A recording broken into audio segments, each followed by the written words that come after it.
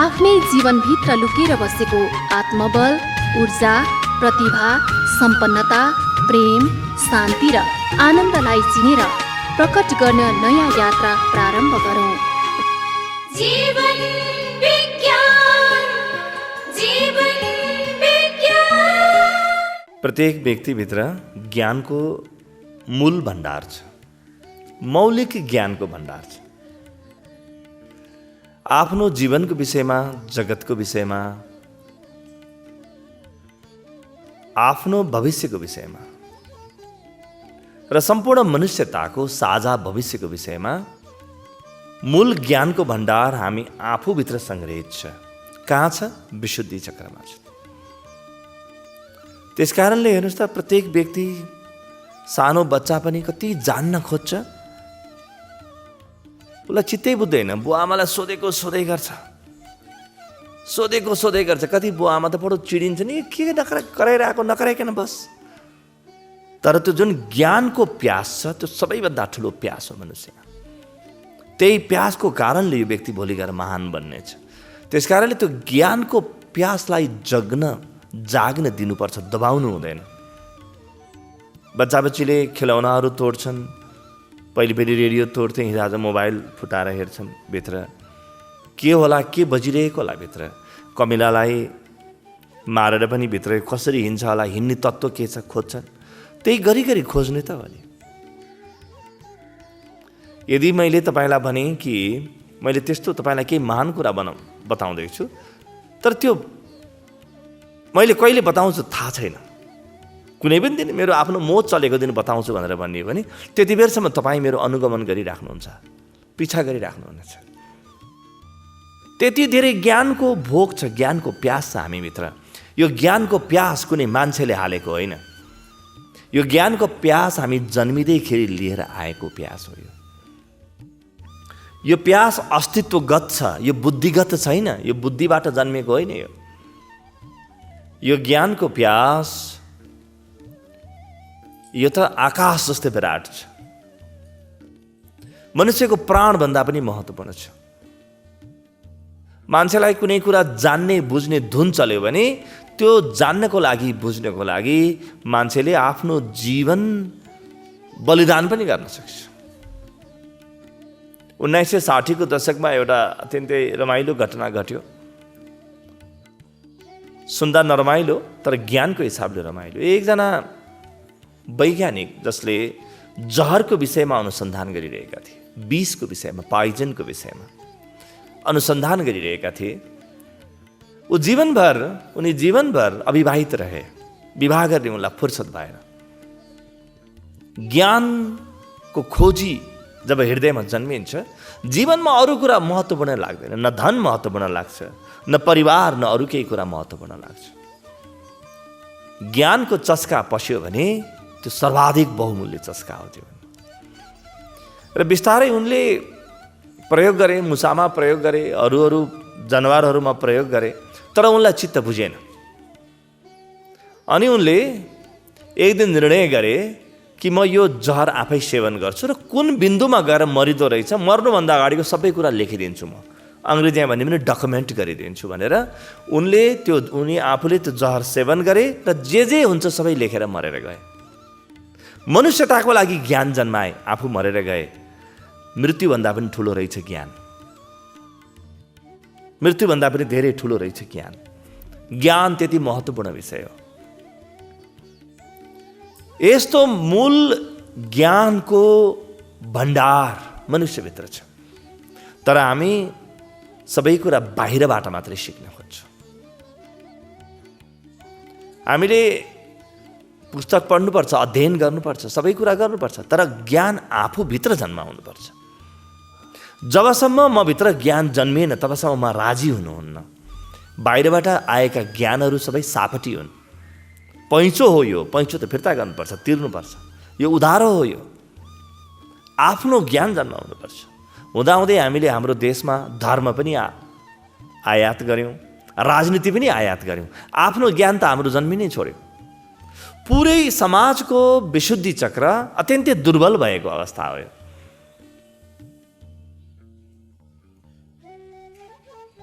तर यति दुर्बल भएर बाँच्नु जरुरी छैन। प्रत्येक व्यक्तिभित्र पुरै ब्रह्माण्डको भण्डारलाई बुझ्न सक्ने क्षमता ईश्वरले दिएर पठाएको छ विशुद्धि चक्रमा। यसलाई खोल्न थाल्नुपर्छ।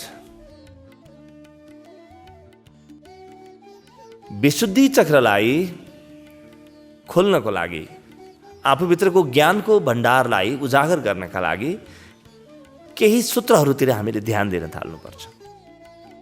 सबैभन्दा पहिले विश्वास भन्ने शब्द मनुष्यको शब्दकोशबाट झिकेर फालिदिने सबभन्दा पहिलो आवश्यकता हो। विश्वासले मनुष्यको ज्ञानको हत्या गर्छ। मैले कुनै कुरा विश्वास गरिदिएँ, यी भगवान छन् भनेको छैन, भगवान छन् भनेर विश्वासै गरिदिएँ भने जिन्दगीभर त्यो विश्वासको भरमा बाँच्छु। खोज्न चाहिँ म खोज्दिनँ, खोजी बन्द हुन्छ। यस्तो प्रकारको विश्वासलाई अन्धविश्वास भनिन्छ।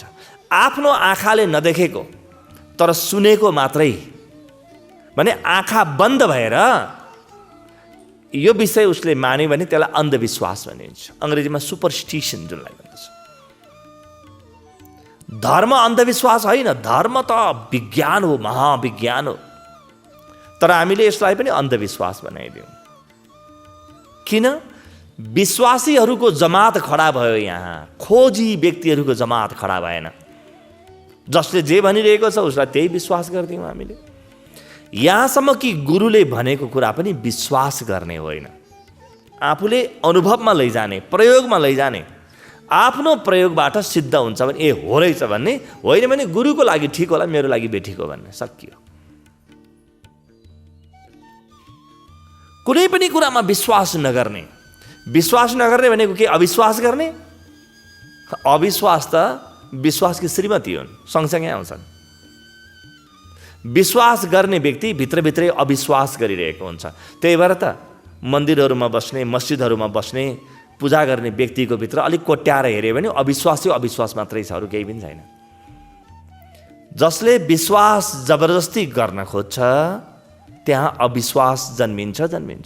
त्यहाँबाट पाखण्ड जन्मिन्छ, अन्धभक्ति, अन्धश्रद्धा जन्मिन्छ र त्यहाँबाट विश्व आतङ्क पनि जन्मिन्छ। विश्वासी व्यक्ति बिस्तारै आतङ्ककारी हुन्छ। अङ्ग्रेजीमा जसलाई टेररिस्ट वा फन्डामेन्टलिस्ट भनिन्छ। कुनै पनि कुरालाई जबसम्म मेरो आफ्नो अनुभवमा आउँदैन तबसम्म स्वीकार गर्दिनँ म भन्ने सबभन्दा पहिलो मूल मन्त्र चाहिन्छ जीवनमा। जोसुकैले भनेको होस्, गुरुले भनेको होस्, बुवाआमाले भनेको होस्, जोसुकैले भनेको होस्, चाहे त्यो गीतामा नै किन लेखिएको नहोस् भन्ने भगवान कृष्ण हजुरलाई भयो होला, त्यो हजुरको कुरा हो, तर मलाई त भएको छैन। म त विश्वास गर्ने ठाउँमा पुगेकै छैन र म अविश्वास पनि गर्दिनँ। मलाई के थाहा हो कि होइन। म तबसम्म खोजिरहन्छु जबसम्म मेरो अनुभव बन्दैन। म होइन पनि भन्दिनँ, हो पनि भन्दिनँ। म न नास्तिक हुँ न आस्तिक हुँ, म केही पनि होइन। यी दुईटै कच्चा खेलाडीहरू हुन्। आस्तिक त्यति नै कच्चा खेलाडी हो जति नास्तिक हो। म दुईटै होइन, किनभने मलाई थाहा छैन के हो। हुन पनि सक्छ, नहुन पनि सक्छ, मलाई के थाहा भनेर जसले आफ्नो ज्ञानलाई चुनौती दिन थाल्यो। हेर्नुहोस्, यसमा अरू कसैलाई चुनौती दिन्न, मलाई के थाहा भन्ने व्यक्तिले आफैलाई चुनौती दिन्छ। तिमीलाई त थाहा छैन भगवान छन् भन्ने व्यक्तिले अर्को व्यक्तिलाई चुनौती दिन्छ। होइन, तिमीलाई के थाहा भगवान छैनन्, तिम्रो जम्मै यो अन्धविश्वास मात्रै हो भन्ने व्यक्तिले फेरि अरूलाई चुनौती दिन्छ। मलाई थाहा छैन, मैले खोज्छु र म खोजी गर्छु, आफ्नो प्राण दाउमा लगाएर म खोजी गर्छु भन्ने व्यक्तिको बुद्धि वैज्ञानिक हुन थाल्छ।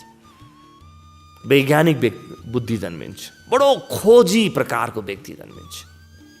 सबभन्दा पहिलो शर्त हो यो, सबभन्दा पहिलो यो शर्त पुरा गर्ने व्यक्तिले अब बिस्तारै बिस्तारै आफ्नो विशुद्धि चक्रलाई उद्घाटित गर्न सक्छ। यहाँबाट प्रारम्भ हुन्छ। पहिलो शर्त पुरा भयो भने अब विशुद्धि चक्रले चुनौती अनुभव गर्न थाल्छ। किनभने म सुनेको पढेको मात्रै कुरा मान्दैन, अब आफै खोजी गर्न थाल्छ। अरूले भनेको कुरामा पनि म विश्वास पनि गर्दिनँ, अविश्वास पनि गर्दिनँ, आफै खोज्न थाल्छु। अब यति गुण जन्मियो भने मैले मेरो ज्ञान, मेरो मूल ज्ञान जन्माउनमा बाधाहरू के छन् त्यो कुरा हेर्नुपर्छ। र मूल ज्ञान जन्मिनमा मुख्यतः 4वटा बाधा हुन्छन्। अर्को एउटा पनि थपेर म 5वटा बाधाको चर्चा गर्छु। पहिलो बाधा हो कामना वा अपेक्षा। जो व्यक्तिले यस्तो परिणाम आओस् भन्ने अपेक्षा गर्छ उसले केही सिक्दैन जीवनबाट। कामना आफ्नो ज्ञानको बाधा हो। अपेक्षाले ज्ञानको हत्या गर्छ। मेरो मन स्वतन्त्र रहोस्, कस्तो परिणाम आउँछ आओस्, म काम गरेर हेर्छु, मलाई के थाहा अहिले कस्तो आउँछ। जस्तो परिणाम आउँछ त्यो परिणाम आएपछि हेर्नुला, आज मेरो मनमा कुनै कामना छैन है, मेरो मनमा कुनै अपेक्षा छैन, म निरपेक्ष छु। अनअपेक्षित मनस्थिति। हेर्नुहोस् त, एउटा कुनै वैज्ञानिकले कुनै कुराको खोजी गर्दैछ, यसको परिणाम यस्तै आउनुपर्छ भन्ने कामना छ भने यो वैज्ञानिक चाहिँ होइन। त्यस्तो आउन पनि सक्छ, नआउन पनि सक्छ, जे पनि परिणाम आउन सक्छ। परिणामप्रति गहन स्वीकृति छ जुनलाई फलाकाङ्क्षा रहित कर्म भनिन्छ।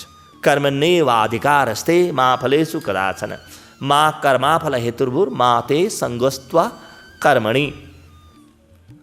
म कर्म चाहिँ गर्छु, फल मलाई स्वीकार छ, हेर्छु म यो कर्म गर्दा के फल आउँछ। यसरी कामना नभएको मनस्थिति यदि मेरो छ भने अब म मूल ज्ञानको खोजी गर्न सक्छु। तर मैले यस्तो गर्दैमा यस्तै आउनै पर्छ भन्ने छ। मैले परीक्षा लेखेँ त मेरो 100मा 100 आउनै पर्छ भन्ने कामना छ। मैले कुनै काम गरेँ, मैले कसैसँग कुरा गरेँ, मेरो कुराबाट ऊ व्यक्ति प्रभावित हुनै पर्छ भन्ने मेरो मनमा कामना छ भने मसँग जुन विशुद्धि चक्र छ त्यो विशुद्धि चक्र खुम्चे गर्छ, कहिले पनि उद्घाटित हुन पाउँदैन। म निरन्तर सिकिरहन्छु, जीवनले जे दिन्छ त्यसबाट म सिक्छु। मेरो कुनै कामना छैन, जीवनप्रति अपेक्षा छैन। फेरि कामनाले अपेक्षाले जीवन राम्रो हुने पनि होइन। कामना र अपेक्षा छ भने त जीवनमा दुर्गन्ध बाहेक केही पनि आउँदैन। जीवन सुगन्धित कहिले पनि हुन सक्दैन।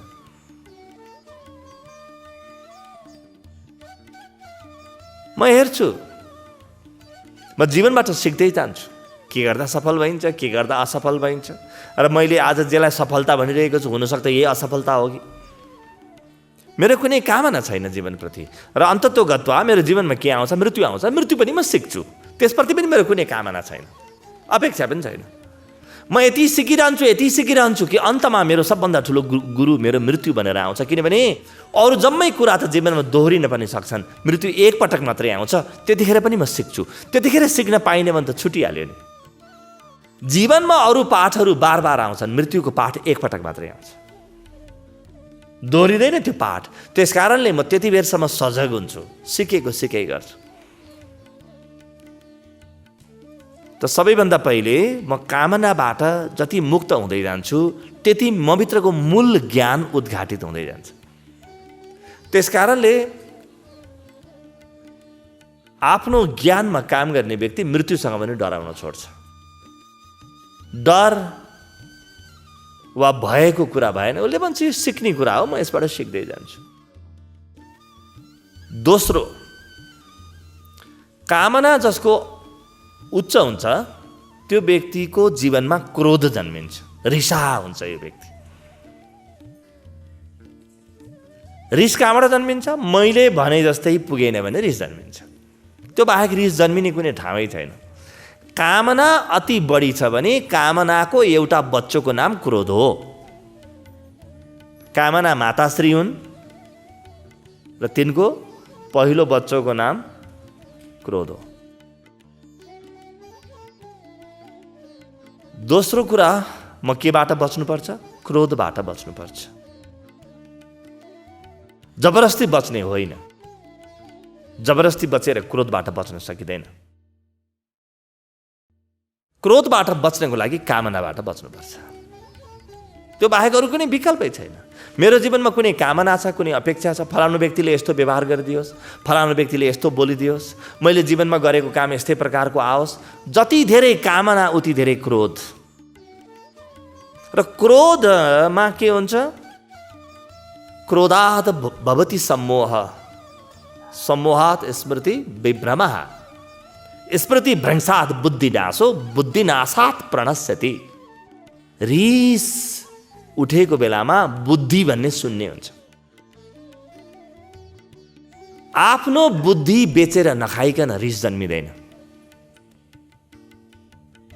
बुद्धि र रिस सँगै कहिले पनि बस्दैनन्, कहिल्यै पनि सँगै बस्दैनन्। यी अत्यन्तै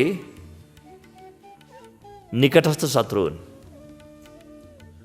नजन्मिएका जस्तै कि अजात शत्रु जस्तै, थाहा नपाइएका नजानिएका शत्रु जस्तै हुन्। त क्रोधलाई मैले बिस्तारै हेर्न थाल्नुपर्छ र क्रोधबाट मुक्त हुनुपर्छ। किनभने क्रोध एकदमै ठुलो आग्रह हो। यस्तै हुनुपर्छ भन्ने आग्रहबाट मात्रै क्रोध जन्मिन्छ। जसको जीवनमा आग्रह छैन, कामना छैन, उसको जीवनमा क्रोध छैन। आमा बाउ नै नभएपछि बच्चो हुन्थ्यो कुरै भएन। कहाँबाट जन्मिन्छ? तेस्रो, मेरो विशुद्धि चक्रलाई मैले उद्घाटित गर्नु छ भने म लोभबाट बच्नुपर्छ। अर्को बच्चो, कामनाको अर्को बच्चोको नाम हो लोभ। लोभ के हो? मसँग भएकोले पुग्दैन, अरू धेरै चाहिन्छ। लोभको अवस्थामा व्यक्तिको ज्ञान शून्य हुन्छ। किनभने ज्ञान त मसँग जे छ त्यसको अध्ययनबाट जन्मिने हो। मसँग भएको कुराप्रति त मेरो आँखै हुँदैन, नभएको कुरातिर आँखा हुन्छ। जे छैन त्यतातिर मात्रै आँखा हुन्छ लोभमा, जे छ त्यतातिर आँखा कहिले पनि हुँदैन। लोभी व्यक्ति त्यो हो जसले आफ्नो घर देख्दैन, छिमेकीको घर मात्रै देख्छ। अङ्ग्रेजीमा एउटा भनाइ छ नि, the lawn is greener on the other side. छिमेकीको बगैँचा बढी हरियो छ। यो लोभ हो। ज्ञान के हो? मसँग जे छ, मसँग जे आइरहेको छ त्यसको म अध्ययन गर्छु, त्यसलाई म लिन्छु, हेर्छु, सम्मान गर्छु। आफूसँग जे छ त्यसको चरम अपमानबाट मात्रै लोभ जन्मिन्छ। चरम अपमान हो लोभ। मसँग भएको त पटक्कै छैन, म त केही कामै नलाग्ने छु, अरू केही आयो भने मात्रै म भरिन्छु भन्ने सोच लोभ हो। त्यसकारणले लोभलाई हिजो आज मनोविज्ञानले मनको ज्वरो भन्छ। यो साइकोलोजिकल फिभर हो, यो मानसिक ज्वरो हो। ज्वरोको अवस्थामा मेरो मन, मेरो विचार, मेरो बुद्धि कसरी काम गर्ने? ज्ञानको हत्या त हुन्छ लोभमा। आफ्नो ज्ञानको हत्या नगरिकन लोभ जन्मिँदैन। तीनवटा बाधाको हामीले चर्चा गऱ्यौँ, काम, क्रोध, लोभ। अब अरू दुईटा बाधाको हामी चर्चा गर्छौँ। तेस्रो बच्चा, कामनाको तेस्रो बच्चाको नाम हो मोह। मोह भनेको के हो? मसँग जे छ त्यो सबैभन्दा महत्त्वपूर्ण हो भन्ने, फेरि आफूसँग भएको कुराको भयानकै पकड, त्यो मोह हो। लोभी व्यक्ति, हामी सामान्यतया लोभी कोलाई भन्छौँ? जो आफूसँग भएको कुरा चाहिँ खर्च गर्न चाहन्न, त्यसलाई लोभी भन्छौँ। यो शब्दावली नै गलत हो। आफूसँग भएको कुरा खर्च गर्न नचाहने व्यक्तिलाई मोही भनिन्छ, लोभी होइन। यो भाषाको दुरुपयोग हो। मोह के हो? आफूसँग भएको कुराको एकदमै धेरै पकड छ। अब ज्ञानको पकड छ, मैले जानेको सर्वश्रेष्ठ, योभन्दा राम्रो केही पनि छैन भन्ने सोच। मसँग भएको धन कहीँ पनि नजाओस्, मसँग आज जे पनि छ त्यो कहीँ पनि नजाओस्, यो जीवनको नियम विपरीत हो। जीवनमा हरेक कुरा परिवर्तनशील छ। परिवर्तनलाई स्वीकार गर्न नसक्दा मोह जन्मिन्छ। मेरो परिवार जस्ताको जस्तै टपक्क भएर बसोस्। कसरी बस्छ? कसको परिवार बसिहाल्छ टपक्क? बिस्तारै परिवार त फैलिहाल्छ, छिन्नभिन्न हुन्छ परिवार। छिन्नभिन्न नहुने भए यत्रो विशाल पृथ्वी कसरी बन्यो होला? प्रारम्भमा त एउटा जोडीबाट नै सबै मनुष्य बने होला नि। त नफैलिकन, त्यही जोडी नफैलिकन कसरी अफ्रिका गए, कसरी नेपाल आए, कसरी अस्ट्रेलिया गए, कसरी अमेरिका गए होला? परिवार हो, परिवारका सदस्य हुन् भने यिनीहरू अलग अलग हुन्छन् बिस्तारै। मोह के भन्छ? मसँग जे छ त्यो कुरा कहीँ परिवर्तन नहोस्, जड होस्, ढुङ्गा जस्तो होस् मेरो परिवार, पानी जस्तो नहोस्, वायु जस्तो नहोस्, लचिलो नहोस् मेरो परिवार, र म पनि कुनै हालतमा परिवर्तन नहुँ। यो शब्द हो मोह, यो भाव हो मोह। मोहले ज्ञानलाई पुरै रोकिदिन्छ, विशुद्धि चक्रलाई तास नास पार्छ। अर्को एउटा अन्तिम बाधा छ विशुद्धि चक्रमा। त्यो बाधाको नाम हो अहम। त्यो चाहिँ के हो? मै जान्ने, मै सुन्ने, मेरै मात्रै कुरा महत्त्वपूर्ण छ। जो व्यक्तिले मैले जान्दछु भन्यो त्यो व्यक्तिले आफ्नो ज्ञानको हत्या गर्यो। किनभने ज्ञान मसँग छ भने ज्ञानको एउटै परिचय हुन्छ, म भयानक आनन्दित हुनुपर्छ। ज्ञानको अन्तिम परिणाम हो आनन्द। हेर्नुहोस् त, हामी बच्चा बच्चीलाई कति कुरा सिकाउन खोज्छौँ, बुवा आमा कति कुरा सिकाउँछन्, तर बच्चा बच्ची सिक्दैनन्। किनभने बच्चा बच्चीले बोलेको कुरा बुझ्दैनन्, बुवा आमाको अनुहार हेर्छन्, जीवन व्यवहार हेर्छन्। मान्छे सुखी छैन, मान्छे आनन्दित छैन, गफ लगाइरहेछ भन्ने बुझिहाल्छन्। र मेरो पनि जीवनको अनुभव के रह्यो भने जो व्यक्ति आनन्दित छैन त्यो व्यक्तिको उपदेश कहिले पनि नसुन्नु, चाहे ऊ बाउआमा नै किन नहोस्, जोसुकै होस्। किनभने दुखी व्यक्तिले मलाई उपदेश दियो भने दुखी हुने उपदेश मात्रै दिन सक्छ, त्योभन्दा बाहेक केही पनि सिकाउन सक्दैन। दुखी व्यक्तिले दुःखको दान गर्छ, आनन्दित व्यक्तिले मात्रै आनन्दको दान गर्न सक्छ। मैले कोसँग सिक्ने? जो व्यक्ति महाआनन्दमा प्रतिष्ठित छ, त्यो व्यक्तिले मात्रै मलाई आनन्दित बनाउन सक्छ। अब मलाई कुनै पशुपतिमा कटौरा राखेर भिख मागिराख्ने व्यक्तिले अरबपति बन्न तपाईँलाई सिकाउँछु भन्यो भने सन्देह त जन्मिन्छ नि। आफ्ना आमा बुवासँग सन्देह किन जन्मियो होला बच्चा बच्चीको? यो पाखण्डको कारणले जन्मियो। कुरा ठुला, काम केही पनि छैन। अनुहार हेर्दाखेरि भर्खर पोलेर निकाले जस्तो, व्यवहार त्यस्तै छ, ठगिरहेछ, छली गरिरहेछ, बच्चा बच्चीले देखेका छन्। अनि कसरी श्रद्धा जन्मिन्छ जीवनमा बच्चा बच्चीको आमा बुवाप्रति? नजन्मे त स्वाभाविक हो त। त ज्ञानको महत्त्वपूर्ण बाधा हो अहम। मैले जानेको छु भन्ने सोच भएको व्यक्ति बडो खतरनाक हुन्छ, किनभने अरू जान्नु पर्दैन भनिरहेको छ। यदि मैले जानेको छु भने मेरो अनुहार, मेरो बोली, मेरो जीवन सबै कुरा व्यवस्थित हुनुपर्छ। हरेक कुराबाट आनन्द आनन्द आनन्द जन्मिनुपर्छ। यो ज्ञानको अन्तिम सिँढी हो। आनन्द ज्ञानको अन्तिम सिँढी हो। आनन्द चाहिँ छैन, तर मैले सबै कुरा जानेको छु भन्ने सोचबाट अहम जन्मिन्छ। अहम बडो खतरनाक कुरा हो। अङ्ग्रेजीमा एउटा रोगको नाम भनिन्छ। हिजो आज मनोविज्ञान बिस्तारै कुरा गर्न थालेछ। त्यसलाई आइकिया भनिन्छ। आइकिया भनेको आई नो इट अल। मलाई थाहा छ नि, मलाई थाहा छ, जे भने पनि मलाई थाहा छ। हामीले हाम्रो मित्रमण्डलीमा साथीहरूको नामै मलाई थाहा छ राखिदिएका छौँ। जे भने नि मलाई थाहा छ। सिक्ने कहीँ भाव नै छैन। सिक्नको लागि त अत्यन्तै विनम्र मनस्थिति चाहिन्छ। ज्ञानको लागि झुक्नुपर्छ। अत्यन्तै विनम्रता चाहिन्छ। अहम जहाँ छ ज्ञान त्यहाँ हुनै सक्दैन। त मेरो विशुद्धि चक्र सक्रिय बनाउन मेरो जीवन व्यवस्था कस्तो हुनुपर्छ? फेरि एकपटक हेरौँ। सबैभन्दा पहिले विश्वास जीवनमा, जीवनबाट विश्वास भन्ने शब्द जीवनबाट पनि र डिक्सनरीबाट पनि निकालेर फाल्दिने। यस्तो घटिया शब्द मनुष्यले कहाँबाट सिक्यो होला? मनुष्यताको हत्या गर्ने शब्द हो यो। यी बम पड्काउने जति छन् नि, यी गहन विश्वासी हुन्। आतंकको पिताश्री हो यो विश्वास। त विश्वास होइन, प्रयोग, अनुभव, स्वानुभव।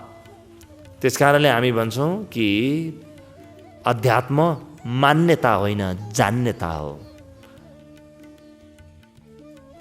पूजाई होइन, पुज्ने कुरा होइन, बुझ्ने कुरा हो यो। बुझ्ने मात्रै होइन, भोग्ने कुरा हो। भोग्ने मात्रै होइन, हुने कुरा हो। आफू भइ छाड्ने हो, त्यो हुने विषय हो यो। अध्यात्म र व्यवस्थापन मानव मनोविज्ञान सनातन र नवीनतमको संगम जीवन विज्ञान। सनातन र नवीनतमको संगम जीवन विज्ञान।